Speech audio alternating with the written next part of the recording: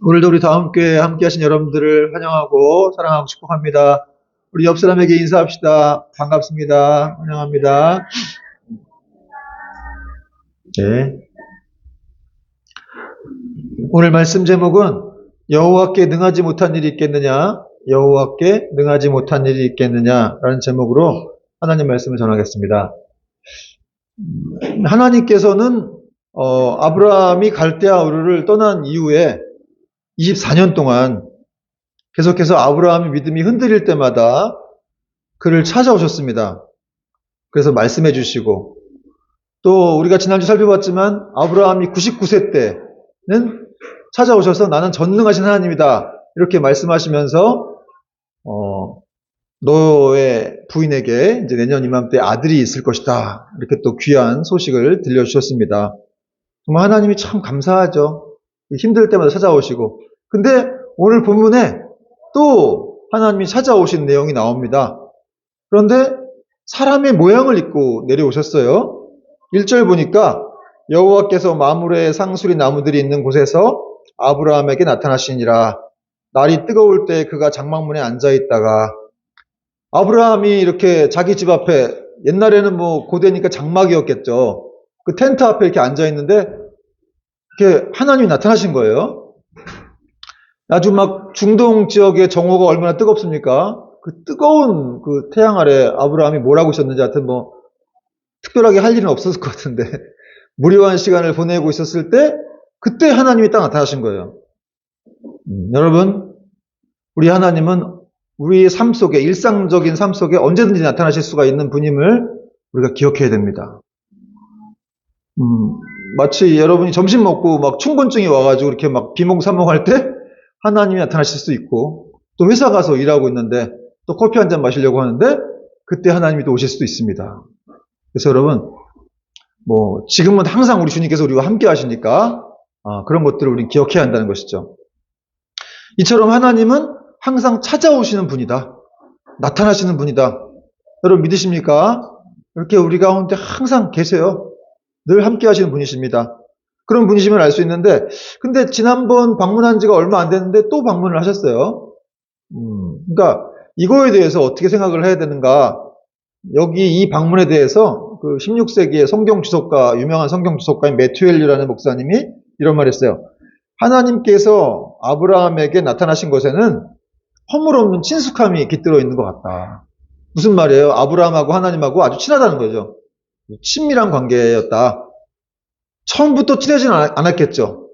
그러나 신앙 연수를 거듭하면서 아브라함이 실수도 하고 막 이러면서 하나님 찾아오시고 그런 관계 속에서 계속해서 아브라함의 믿음이 이렇게 좋아져서 하나님과 관계가 이렇게 깊어졌다는 거예요. 그랬더니 하나님이 계속 이렇게 찾아오셨다는 것이죠. 여러분, 이 시편 말씀에도 여호와의 친밀하심이 그를 경외하는 자들에게 있다. 그의 주의 약속의 언약을 그들에게 보이시리로다. 이런 말씀이 있거든요. 저는 이 말씀 참 좋아하는데, 여호와의 친밀하심이 그를 경외하는 자들에게 있다. 그의 언약을 그들에게 보이시리로다. 여러분, 하나님은 자기와 친밀한 자들에게 그의 언약을 보이신다는 거예요. 우리는 지금 하나님과 친밀합니까? 우리 지금 하나님하고 친해요? 여러분하고 친한 사람도 있죠? 저는 여러분하고 친하지만 우리와 하나님과의 관계는 어떤지, 친한 것 같기도 하고 안 친한 것 같기도, 또 안 친하다고 하긴 뭐하고. 여러분 걱정하지 마세요. 아브라함처럼 이렇게 신앙 연수가 거듭될수록 이렇게 어떤 신앙 관계 속에서 하나님이 우리와 이렇게 친밀한 관계를 맺어 가신다는 거예요. 근데 찾아오신 것도 하나님이시고 이런 관계를 맺어 가는 것도 하나님이시죠. 결국은 주권적으로. 뭐 우리가 뭐 맨날 우린 실수만 하고 연약한 우리인데 그 관계를 하나님 만들어 가신다는 거예요. 어쨌든 여러분, 그래도 우리는 그럼 가만히 있으면 되느냐? 그건 아니죠. 하나님과 친밀하기 위해서 우리는 노력해야 돼요. 그렇죠? 왜냐면 우리도 이제 하나님 주신 의지가 있고 그런 것들이 있기 때문에, 그래서 하나님과 친밀해지기 위해서는 어떻게 해야 됩니까? 말씀, 성경 말씀과 말씀을 읽고 기도하고 또 말씀 묵상해야 돼요. 그래야 친해지지 않겠습니까? 그렇죠, 여러분? 그래서 말씀과 기도 외에는 사실은 하나님과 친밀해질 수 있는 방법이 없는 거예요. 또 그분의 음성을 들을 수 있는 길이 없다. 그러니까 여러분, 어쨌든 아무리 힘들어도 뭐 어떤 날 또 막 힘들고 막 귀찮아서 말씀 못 볼 때도 있죠. 그러나 이 끈을 끊지 말라는 거예요. 하나님과의 관계를 놓지 말라. 또 이 하나님의 이 방문은 어떤 방문과 유사하냐면, 여러분, 하나님이 이렇게 사람으로 모양으로 내려오셨는데 어떤 일이 생각납니까? 지금 우리가 살펴보고 있는 구약이지만 신약 시대의 일이 생각나죠. 요한복음 1장 1절. 말씀이 육신이 되었다. 예수님의 내려오심. 그렇죠? 예수님도 하나님이셨지만 그분이 인간의 몸을 입고 하늘 영광을 버리고 이 땅에 내려오셨다는 거예요. 너무너무 감사한 일이죠. 그죠? 그래서 인간의 누추한 옷을 입고 이 땅에 오셔서 우리와 함께 하셨다. 그러니까 여러분, 하나님은, 그러니까 여기 구약의 하나님도 그렇고 신약의 또 예수님도 그렇고 계속해서 인간과 이렇게 교제하고 싶어 하세요. 어떻게든 그냥 만나려고. 응? 교제하고 싶어 하고 안달이 나신 분. 그런 분이 바로 우리 아버지 하나님이시다. 그래서 항상 먼저 찾아오십니다. 근데 어떤 사람들은 이렇게 인간의 육신을 입고 하나님은 어떻게 그렇게 올 수가 있냐? 이런 식으로 말하는 분도 있어요. 이거 이단이죠.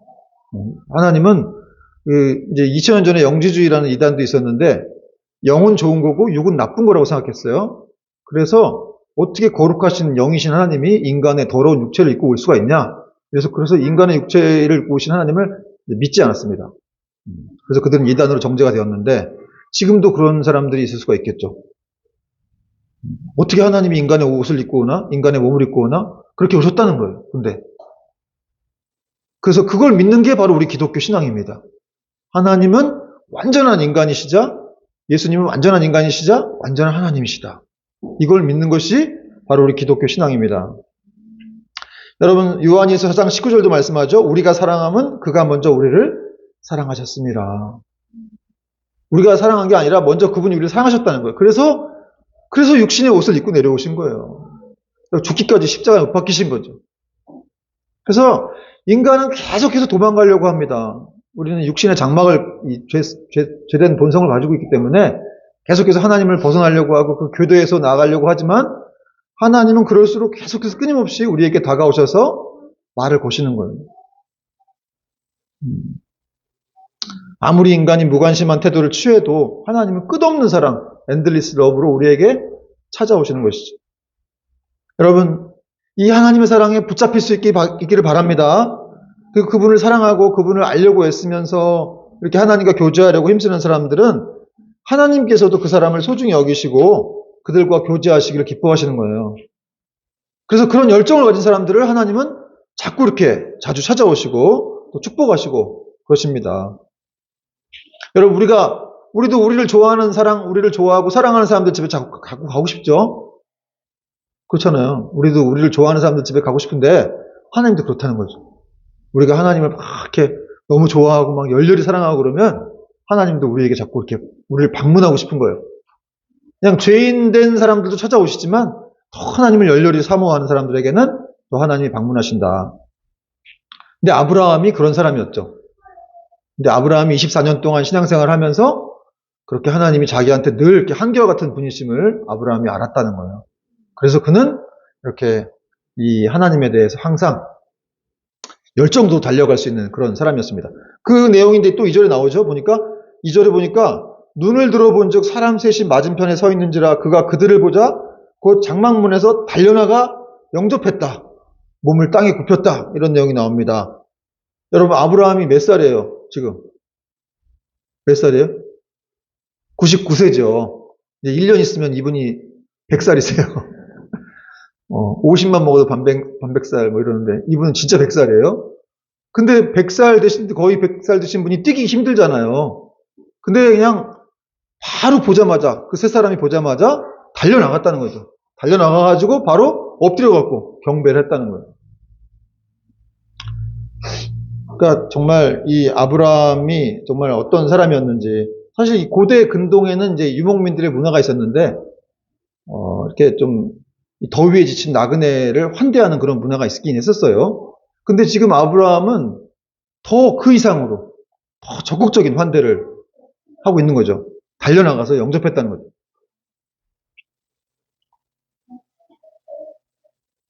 그러니까 여러분, 이렇게 영접하는 태도를 보면은 평소에 그 사람이 상대방을 어떻게 대하는지를 또 우리는 알 수가 있습니다. 그렇다면은 아브라함이 이렇게 극진한 환대를 벌인 이유가 무엇인가? 그가 평소에도 이렇게 사람을 잘 대하는 사람이었지만 사실은 이 세 분이 보통 사람이 아니라는 것을, 아주 비범한 존재라는 것을 알았죠. 하나님이라는 사실을 알았기 때문에 저렇게 달려나가가지고 이렇게 그분들을 아주 극진하게 환대를 한 것입니다. 그리고 이제 하나님이라고 했던 그 이제 구절의 증거가 여기 나와 있죠. 3절에 보니까 이르되 내 주여 내가 주께 은혜를 입었사오면, 이렇게 말했어요. 내 주여. 이 주여란 말이 아도나이라는 히브리어인데 이 하나님을 지칭할 때 쓰는 표현입니다. 내 주여 내가 은혜를 입었사오면 원하건대 종을 떠나 지나가지 마시옵소서. 아브라함이 아까도 얘기했지만 이렇게 하나님과 친밀한 교제를 맺어왔기 때문에 바로 이렇게 그 사람들을 통해서 이분이 하나님이시구나 라는 걸 아브라함이 알았다는 거죠. 그러니까 여러분, 하나님과 친한 사람들은 주님이 사람의 모습으로 와도 알아볼 수 있다는 거예요. 참 우리도 이제 알아볼 수 있어야 될 텐데, 어쨌든 사람의 모습으로 와도 이렇게 하나님과 친밀한 교제를 맺던 사람들은 하나님이심을 알아볼 수가 있다. 여러분, 우리가 지금도 이렇게 만약에 하나님이 사람이 돼서 오셨다. 근데 우리가 알아볼 수 있는 길은 뭘까요? 성령 충만하면 됩니다. 성령으로 충만해서 영적으로 눈이 띄어지면 사람으로 오셨지만 하나님이신 줄 알아볼 거예요. 그러니까 여러분, 성령 충만이 답입니다. 성령 충만을 받으라 이렇게 명령하셨는데 정말 우리가 성령 충만을 달라고 구해야 돼요. 여러분, 그런 기도 하세요? 이렇게 뭐 달라고 하지 말고 진짜 이렇게 성령님을 달라. 성령님으로 내 안에 충만케 해달라. 이럴 때 우리는 정말 새로운 시각, 영적인 시각으로 세상을 바라볼 수가 있는 것입니다. 또 이제 오늘 아브라함은 이렇게 그 세 분에게 음식을 대접하는 과정에서도 아주 막 그 즐거움과 감격에 찬 모습으로 대접하는 모습을 볼 수가 있는데 3절, 4절, 5절 우리 같이 한번 읽어볼까요? 3절 시작. 이르되 내 주여 내가 주께 은혜를 입었사오면 원하건대 종을 떠나 지나가지 마시옵고 물을 조금 가져오게 하사 당신들의 발을 씻으시고 나무 아래에서 쉬소서. 내가 떡을 조금 가져오리니 당신들의 마음을 상쾌하게 하신 후에 지나가소서. 당신들이 종에게 오셨음이니이다. 그들이 이르되 네 말대로 그리하라. 여러분, 이 세 구절 속에서 아브라함이 막 이렇게 흥분되어 있는 모습을 느끼십니까? 아주 신나가지고 자기가 그렇게 열렬히 사모하는 하나님 오셨으니까 얼마나 신나겠어요. 그렇죠?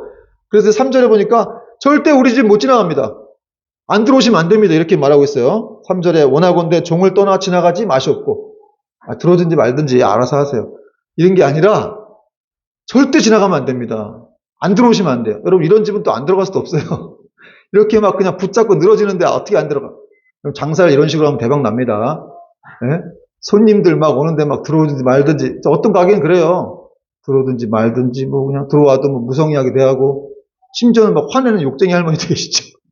그런 집 가서 이렇게 밥 먹는 사람도 이해가 안 되긴 해요. 욕을 얻어 먹으면서 밥도 먹는 건지, 어쨌든 맛있다 보니까 안 갈 수가 없는 건데, 좀 친절하면 얼마나 좋을까. 여러분, 중국인의 속담 중에 웃지 않으려고는 장사하지 마라, 이런 말이 있는데, 여러분 웃어야 됩니다. 그렇죠? 서비스 계통인 사람들은 반드시 얼굴이 환해요. 웃어야 돼요. 이 목회도 서비스 계통인가요? 저도 지금 웃음이 좀 많이 별로 없는 편인데, 참 저도 반성했습니다. 이렇게 정말 아브라함처럼 하나님을 대하듯 하면 되잖아요. 죽게 하사 살아, 이런 말씀도 있는데, 모든 사람을 다 하나님처럼 대하면 묻지 않을 수가 없죠. 신나지 않을 수가 없습니다. 그렇지 않습니까? 그러니까 아브라함이 정말 이렇게 온 마음과 정성을 다해가지고 자기 집에 모신 거예요. 참. 그리고 또 6절부터 8절까지도 보면은 막 아브라함이 곧 달려나갔다, 뭐 급히 가서 속히 요리를 했다, 이 고운 새스알을 통해서 또 빵을 만들었다, 뭐 하여튼 곧 달려나갔다, 급히 뭐 이렇게 요리했다, 이런 내용이 나와요.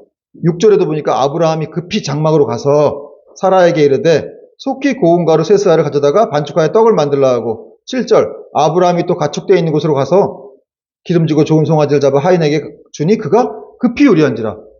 급하다, 달려갔다. 왜 이렇게 아브라함 달려간 거예요? 이렇게 정신머리 없이. 정신없는 것처럼 느껴지기도 하는데, 사랑하니까, 좋아하니까. 막 달려가서 지체 없이 막 한 거예요. 빨리 대접해가지고 갖다 드리려고. 여러분, 사랑은 지체하지 않습니다. 사랑은 머뭇거리지 않죠. 사랑은 계산이 없는 거예요. 그러니까 사랑하고 좋아하니까 막 쭉쭉쭉 앞으로 나가는 것이죠. 뭐 걸리고 자시고 할 게 없어. 무조건 그냥 빨리빨리 가가지고 빨리 내가 맛있는 거 많이 해가지고 드리고 싶은 그런 마음이 있는 거죠. 여러분, 이렇게 아브라함은 이렇게 하나님을 섬기는 일을 아주 최우선으로 삼았다. 여러분, 믿음이란 무엇입니까? 믿음의 사람은 하나님께 가장 최우선 순위를 두죠. 그러니까 뭘 미루거나 뭐 이렇게 내가 나중에 시간 나면 할게요, 이러지 않습니다. 여러분, 생각해 보세요. 정말 사랑하는 사람이나 사랑하는 일들이 있다면 그걸 미루겠습니까? 아유, 진짜 참 어떤 옛날에 누굴 보니까 그렇게 막 피곤해, 성교 갔다 와서 그렇게 피곤하고 막 온몸이 다 막 지쳤는데도 자기 사랑하는 그 남자친구를 만나러 가겠다고 또 어디 들렸다가 이렇게 또 자기 집이 먼데 그게 돌아가더라고. 야, 정말 걔를 보고 참 진짜, 야, 과연 사랑이 무엇인지, 응? 내가 저랬었나? 이런 생각이 막 들기도 했었는데, 저도 그랬습니다. 저도 그랬던 것 같은데, 지금 이렇게 나이 먹고 참 이렇게, 다시 한번 이렇게 사랑이란 무엇인가에 대해서 생각을 해보게 되더라고. 사랑하면 지체하지 않는다. 가장 최우선 순위로 둔다. 여러분, 이 야곱도 라헬을 사랑해서 7년을 수일같이 여겼다고 그랬어요. 여러분, 7년이면 좀 긴 세월입니까? 1년, 2년, 3년도 긴데 7년 동안을 며칠처럼 여겼다는 거죠. 사실은 라헬을 얻기 위해서 총 14년이 걸렸어요. 이 라반이라는 삼촌이 속여가지고. 14년 동안 뭐 기분 나쁜 일 없었겠어요? 뭐 힘든 일 없었겠어요? 그러나 야곱은 사랑했기 때문에 그 사랑의 힘으로 그걸 다 견디고 버텨내고 앞으로 나갔다는 것이죠. 여러분, 우리가 이 사랑의 힘을 결코 과소평가해서는 안 되는데, 사실 우리가 이렇게 힘든 이유, 지금 이렇게 왜 이렇게 힘든 거지? 삶이 왜 이렇게 힘들지? 결국 사랑의 문제일 수 있습니다. 내가 정말 사랑하고 있는가? 하나님을 사랑하고 있는가? 내 주변을 사랑하고 있는가? 그걸 고민해 봐야 할 필요가 있다는 것이죠. 사랑하면 힘들지 않습니다. 지체하지 않습니다. 여러분, 이사야서 55장 6절은 말씀합니다. 너희는 여호와를 만날 만한 때에 찾으라. 가까이 계실 때에 그를 부르라.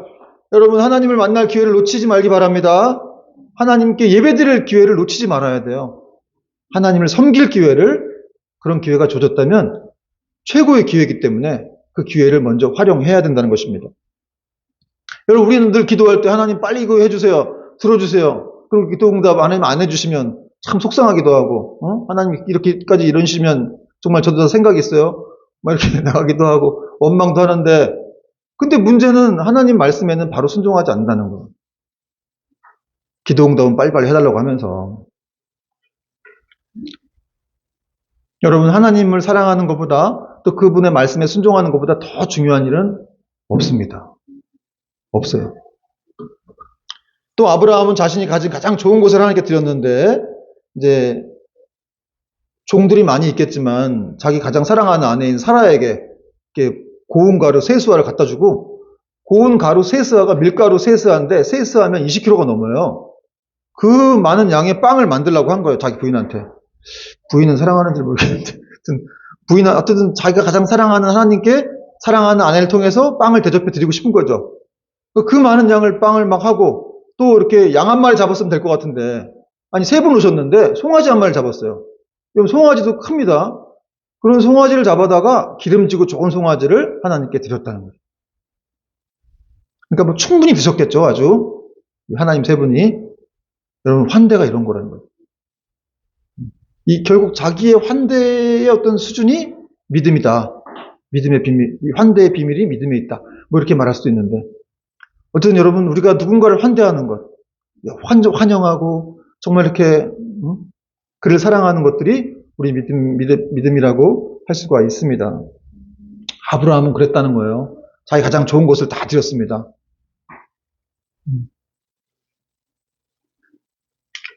아브라함이 이렇게 자기 가장 좋은 것을 다 드린 이유, 아까도 말씀드렸지만 사랑하니까 아깝지가 않은 거예요.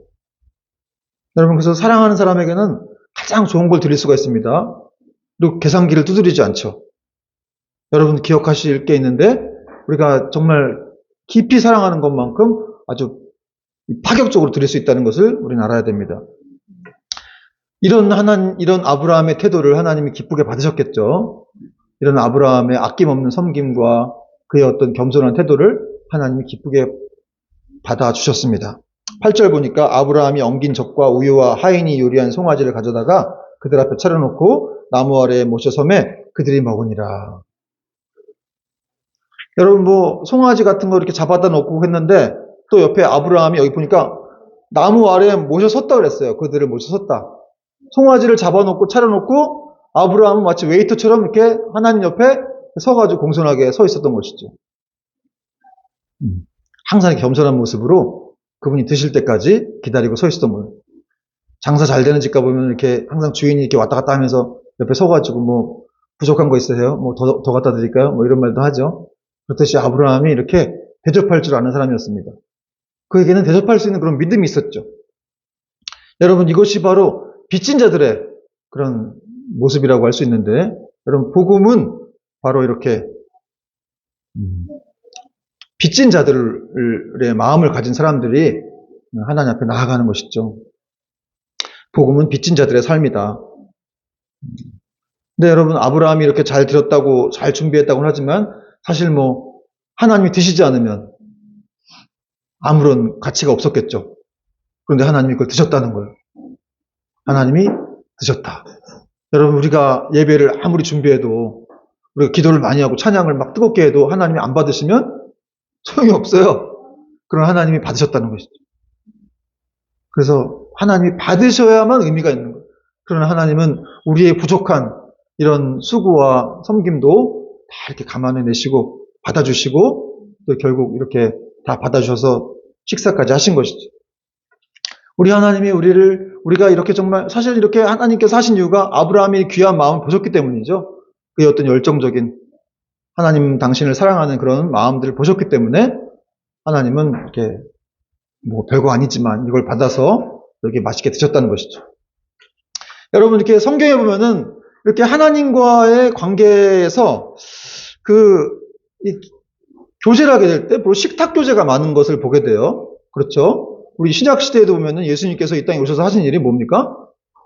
식탁 공동체를 이루셨어요. 그래서 세리와 사람들이 싫어하고 멸시하는 그런 사람들하고 식사하셨죠.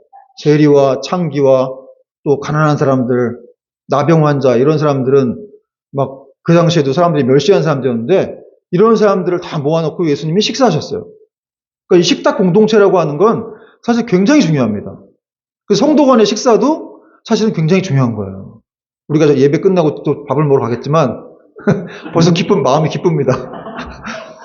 이제 또 밤에도 또 맛있는 또 회식이 기다리고 있는데 근데 그런 것들이 그냥 되는 게 아니고 사실은 이 성도 간의 어떤 교제이기 때문에 굉장한 어떤 힘이 있는 거예요.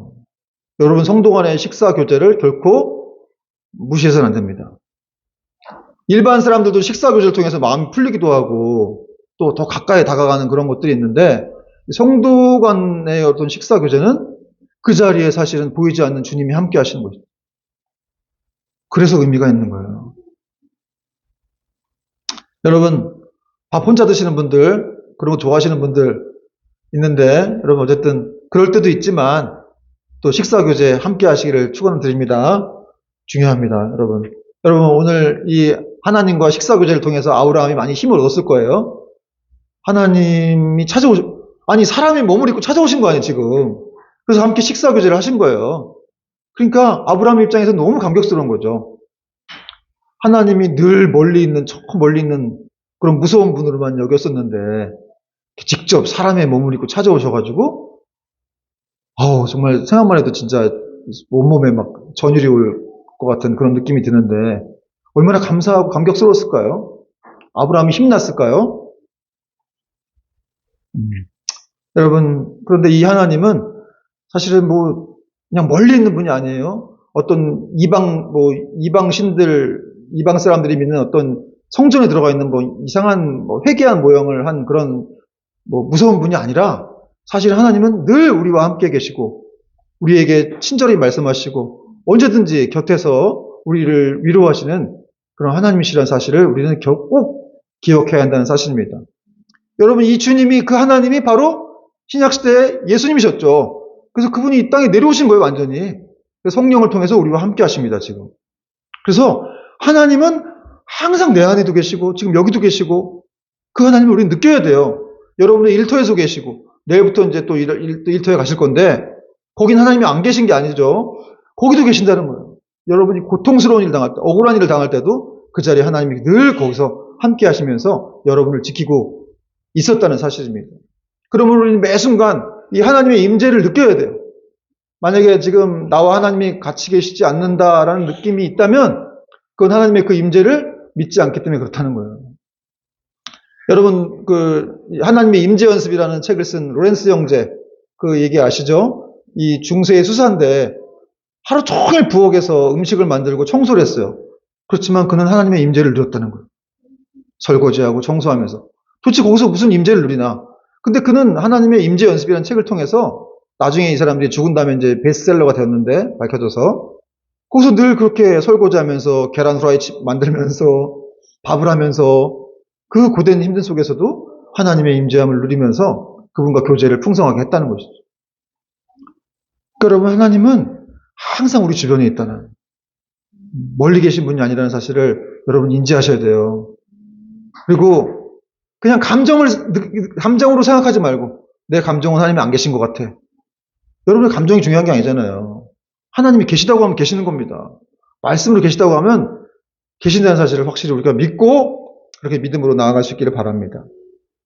그렇게 하나님께서 오신 목적이 있었는데 또 하나님은 이렇게 아브라함에게 말씀하셨어요. 내 아내 사라가 어디 있느냐 그러시면서 이제 방문 목적을 말씀하셨어요.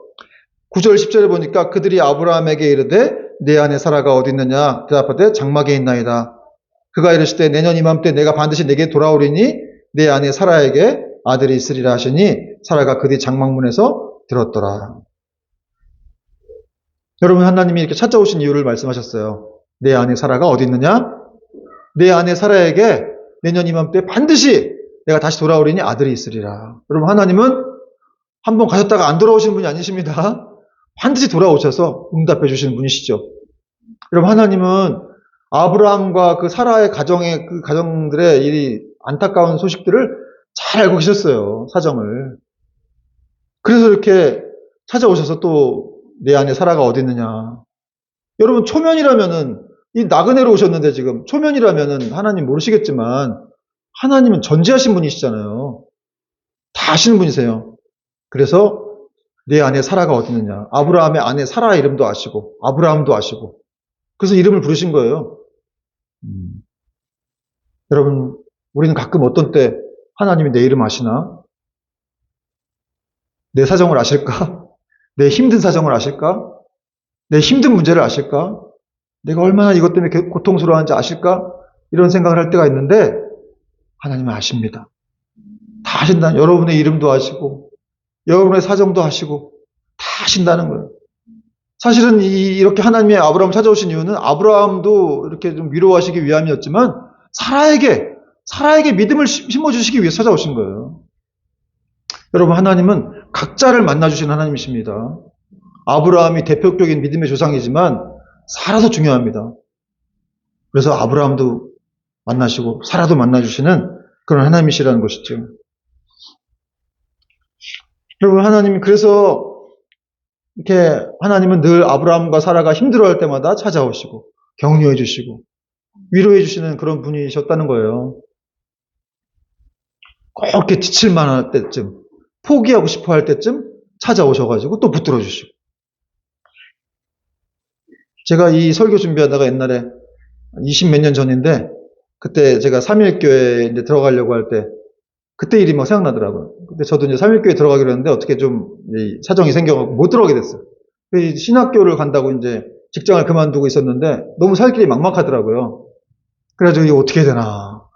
막 그냥 집에 가면 또 두렵고 어쨌든 또 이렇게 밖에 가면 또 그냥 너무 이렇게 막 의기소침해지고 막 직장 없으니까 그렇더라고요. 신학교 가는데 그래서 어떻게 해야 되나 해서 이제 여기 우리 앞에 나와 있지만 우리 일규 형제하고 CD 굽는 일에 가서 CD 굽으면서 아르바이트도 하고 하여튼 막 그때 너무 괴로워가지고 기도를 많이 했던 것 같아요. 근데 어떤 나중에 생각해 보면은 하나님이 제가 이제 간사를 6년, 7년을 하고 막 지쳐있을 때였는데 그때 한 1년을 쉬면서 회복을 시켰던 것 같아요. 다시 하나님 만나게 해주셨다. 그런 식으로. 어쨌든 그렇게 기도하면서 하나님 제가 어떻게 해야 될까요? 막 그렇게 맨날 물어봤어요. 3일교회에 있어야 될까요? 나가야 될까요? 막 그렇게 물어봤는데 참 신기한 건 제가 교회 가서 기도할 때마다 하나님이 누군가를 이렇게 만나게 하셨어요. 그 중에 그때 만난 사람 중에 한 분이 바로 우리 우균 형제입니다. 우리 우균 형제를 만나가지고 내가 물어보지도 않았는데 요즘 뭐 하세요 간사님? 막 이러더라고요. 뭐 요즘 직장 때려치고 신학해 이랬더니 아 그러면 여기 계시면 좋겠네요. 막 이렇게 대답을 딱 해주는 거예요. 저는 그때부터 아 여기 있어야 되겠구나 이런 걸 이제 알아들었죠. 그러고 나서 또 계속 또 시간이 지나니까 또 낙심이 또 오는 거예요. 근데 1년 동안에 한 4-5번을 그렇게 제가 힘들어할 때가 있었는데 그때마다 또 어떤 사람들 계속 만나게 하시면서 계속 여기 있으라는 말을 하는 거예요. 그리고 마지막 이제 한 가을쯤 돼가지고 제가 이제 교회 가가지고 밤새도 막 기도하면서 밤새는 비몽사몽으로 막 자다 깼는지 어떻든 막 그렇게 있었는데 그리고 이제 새벽 예배를 드리려고 이제 새벽에 나갔는데 그 목사님이 아침에 이제 말씀을 딱 폈는데 룻기 2장 8절 9절을 피라고 하는 거예요. 그래서 룻기 2장 8절을 딱 폈더니 제가 그날 밤새도록 무슨 기도했냐면 하나님 여기 있을까요 말까요 어떻게 할까요 좀 제발 답 좀 해달라고 막 그런 기도를 했는데 룻기 2장 8절 9절에 그럼 무슨 내용이 있었냐면 보아스가 룻에게 너는 딴 데 가지 말고 여기 있으라는 내용이 나오는 거예요. 내가 너를 보호할 테니까 너는 여기 있어라. 와 진짜 아주 막 소름이 확 끼치더라고요. 전율이 확 왔어요. 그래서 제가 삼일교에서 20년 가까이 이렇게 있었게 됐죠. 근데 그때 이제 어떤 사람들이 그랬어요. 그게 우연이다. 뭐 우연이지 무슨 게 뭐 그걸 뭐 그렇게 생각할 수가 있냐 그랬는데 여러분 기도한 사람은 아는 거죠. 간절히 기도한 사람은 그게 우연이 아니라는 것을 아는 것입니다. 또 그런 말이 있어요. 기도하면 우연인 것 같은 일들이 발생하지만 기도하지 않으면 아무 일도 일어나지 않는다. 여러분 이렇게 하나님께서 정말 이렇게 위기 때마다 꼭 찾아오셔가지고 말씀하시고 그러니까 결국 우리 힘으로 버티는 게 아니에요. 신앙이란. 걱정하지 마세요. 우리가 무슨 힘이 있다고 이걸 버티겠어요. 그런데 정말 이렇게 포기하고 싶을 때마다 또 찾아오셔서 또 말씀으로 위로하시고 또 어떤 사람을 보내시기도 하시고 그래가지고 하나님이 우리를 붙잡아 주신다는 것이죠. 저의 삶 가운데만 그런 것이 있었던 것이 아니라 사실 여러분 삶 가운데도 다 그런 것이 있었습니다. 또 앞으로 있을 것입니다. 여러분 믿으시길 축원드립니다. 이렇게 그런데 사라는 내년에 또 이렇게 아들이 있을 거라는 말씀을 듣자마자 그는 기가 찼어요. 속으로 웃습니다. 11절 12절 보니까 아브라함과 사라는 나이가 많아 늙었고 사라에게는 여성의 생리가 끊어졌느니라. 사라가 속으로 웃고 이르되 내가 노쇠하였고 내 주인도 늙었으니 내게 무슨 즐거움이 있으리요. 여러분 사라가 아이를 가질 수 없는 몸이었죠. 그래서 하나님 말씀을 듣자마자 속으로 비웃었습니다. 무슨 내가 이 나이에 무슨 아이고 내 남편도 늙었고 무슨 소망이 있으리요.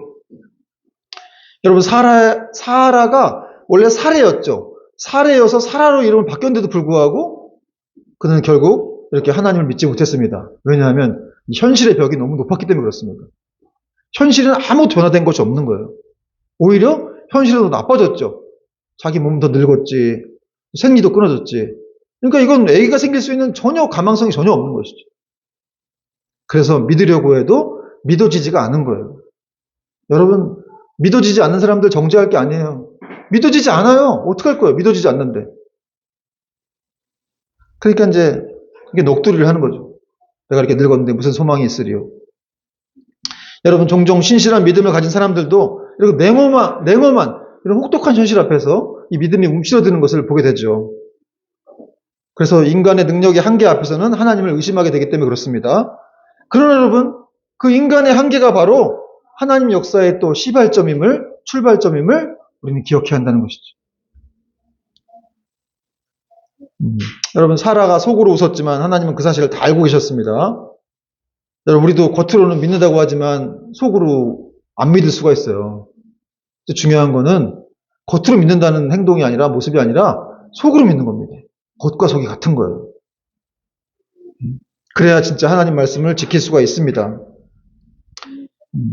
여러분 하나님께서는 이 사라가 믿지 않는 모습을 보고 책망하지 않고 여호와께 능하지 못한 일이 있겠느냐? 이렇게 또 말씀해 주십니다. 13절, 14절 보니까 여호와께서 아브라함에게 이르시되 사라가 왜 웃으며 이르기를 내가 늙었거늘 어떻게 아들을 낳으리요 하느냐? 14절 여호와께 능하지 못한 일이 있겠느냐? 오늘 말씀 주제죠. 기한이 이를 때 내가 내게로 돌아오리니 사라에게 아들이 있으리라. 사라가 두려워서 부인하여 이르되 내가 웃지 아니하였나이다. 이르시되 아니라 내가 웃었느니라. 하나님이 이 사라에게 내가 왜 웃느냐 이렇게 물어보지 않고 바로 앞에 있는 아브라함에게 물어보셨어요. 왜 사라가 웃었는지 아브라함에게 물어봤을까? 여러분, 부부가 일심동체이기 때문에 그렇습니다. 부부가 한 몸이기 때문에 그 영적인 책임권을 가지고 있는, 지도권을 가지고 있는 아브라함에게 하나님 먼저 물어보신 거예요. 사라가 지금 왜 웃느냐? 그리고 혹시 너도 지금 나를 믿지 않는 거냐? 이렇게 말씀하시면서 또 아브라함 믿음을 붙잡아주고 계시는 그런 상황이죠. 여러분, 이 말씀을 보면서 저는 그런 생각했어요. 우리는 종종 이렇게 어떤 기쁜 일이 생긴다고 하면 안 믿는 경향이 있어요. 어떤 좋은 일이 있을 거야, 기쁜 일이 있을 거야 라고 말하면 그런 거에 대해서 우리가 믿지 않는 경향들을 가지고 있다는 거죠. 아이고, 나한테 무슨 그런 일이 있겠어요. 여러분, 사라도 그랬다는 거죠. 나한테 내가 지금 이렇게 나이도 많고 늙었는데 생리가 그러졌는데 무슨 소망이 있겠습니까? 이렇게 생각했다는 것이죠. 그런데 여러분, 이것은 하나님 앞에서 여러분, 하나님이 주시겠다고 하면 주시는 겁니다. 내가 여호와께 능하지 못한 일이 있겠느냐? 이런 말씀은 내가 반드시 일을 행하리라. 이런 약속을 다짐하시는 것이거든요. 그러니까 여러분, 우리는 인간적인 어떤 이런 한계를 뛰어넘어서 하나님이 하신다고 하면 하신다고 그 말씀을 믿는 그런 믿음이 우리에게 필요한 것입니다. 여러분, 하나님께서는 언제나 이렇게 우리의 절망의 노트에 마침표를 찍어주시는 그런 분이심을 믿으시기 바랍니다. 여러분, 사라는 자기 인생에 이제 남은 것이 아무것도 없다 생각했어요. 내 인생이 이제 끝났다. 그러나 하나님은 사라에 대한 놀라운 계획을 세워 놓으셨다는 것이죠. 다시 한번 말씀드리지만 인간의 절망은 하나님의 역사의 시작입니다. 인간의 절망은 희망의 전조국일 뿐입니다. 우리 하나님의 자녀는 벼랑 끝에서도 날 수가 있고 벼랑 끝에서도 하나님의 자녀는 웃을 수가 있는 것입니다. 그러므로 우리가 불신의 생각을 하지 말아야 되고 계속해서 믿음과 비전을 가지고서 하나님 앞에 담대하게 나아가야 합니다. 자꾸 자신의 절망적인 현실만 보다 보면은 하나님의 약속의 말씀에 집중할 수가 없죠. 그러나 여러분, 안 되는 이유만 생각하면 안 될 수밖에 없지만 상황이 어떠하든지 또 사람들이 뭐라고 하든지 말든지 오직 하나님의 약속만을 붙들고 우리가 정말 이 찬송가 가사처럼 이 눈에 아무 증거 아니 배워도 믿음만을 가지고서 늘 걸어야 라는 그런 말씀, 찬송가 가사처럼 우리가 믿음으로 걸을 때 우리에게 놀라운 일들이 펼쳐질 것입니다. 여러분, 답답하고 힘든 일이 있다면 지금 우리의 어떤 인생 경험을 의지할 것이 아니고 우리의 지혜를 의지할 것이 아니고 그때는 믿음이 필요할 때예요. 믿음을 달라고 기도하십시오.